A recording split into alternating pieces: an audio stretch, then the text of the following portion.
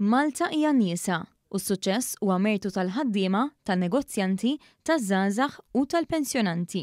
Kien b'dan il-mod xprunat mill-ħidma u s-sem tal-Maltin u tal-Awċini fis-soċjetà li l-Prim Ministru Robert Abela ibbaża d-diskors tiegħu fil-Parlament it-tlieta filgħaxija b'rabta mal-baġit ippreżentat għas-sena d-dieħla.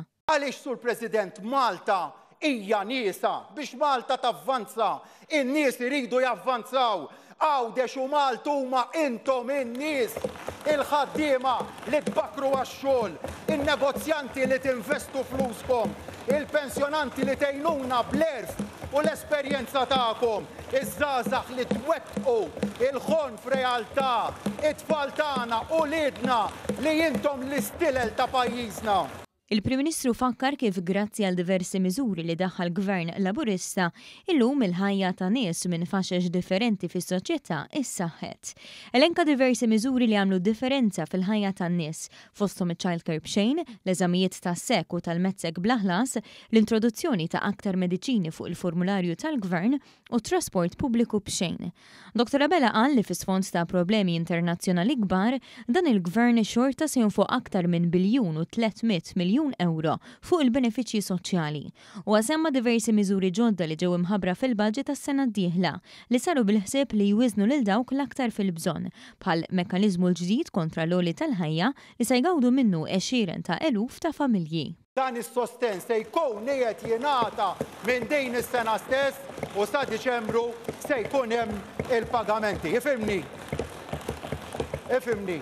Ma qrajtx il-pre-budget document tagħkom stess inkun qed nippretendi wisq kieku kellek taqra l-budget document. Il-Prim Ministru qal li l-futur settur tax-xogħol huwa sabiħ għaliex il-budget għas-sena d-dieħla jaħseb li jindirizza l-isfida li qed jaffaċċjaw diversi kumpaniji u industri li qed ifittxu n-nies b'ċertu ħiliet iżda ma jsibuhomx. Kemm qalu ilhom jirrepetu din l-istess diska li żgħażagħ qed jgħidu ma jarawx futur sabiħ ġewwa pajjiżna. Kemm jgħidu dejjem isemmuha li żgħażagħ iridu jitilqu minn Malta u l-bieraħ semmilna survey. L-unika survey illi jieħu pjaċir bih. Mela ħanifqalek bużi oħra lejla sur kap tal-Oppożizzjoni. Ħan irreferik għaċ-ċifri tal-Eurostat illi huwa l-uffiċċju uffiċjali tal-istatistika tal-Unjoni Ewropea u li żgur mhux ser merjieħ ħadd. Bejn l-2008 u l-2013 kull sena kellna 340 żagħżugħ u żagħżugħa taħt l-24 sena illi iddeċidew li jemigraw minn Malta. Mill-2014 il-qoddim dak in-numru naqas bin-nofs.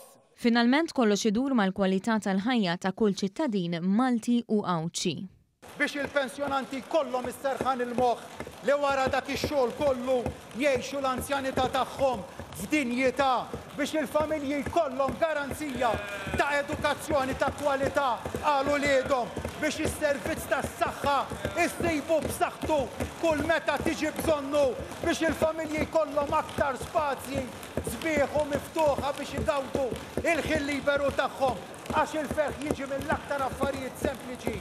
Sakemm il-bniedem għandu ċertezza għalhekk dak li ressaqna idur mal-kwalità tal-ħajja tagħkom.